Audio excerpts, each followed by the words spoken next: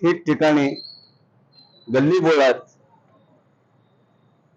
नवनवीन चेहरे स्वतःला नेता म्हणून घेण्यासाठी वर येत आहेत। ज्या पद्धतीने पावसाळ्यात बेडकं बाहेर पडत आहेत त्या पद्धतीने त्या बेडकाप्रमाणे आज गल्ली बोळात पुढारी तयार होत आहे, पुढारी बाहेर येत आहेत। आम्हा मध्यमध्ये आणि दक्षिणमध्ये उमेदवारी द्या।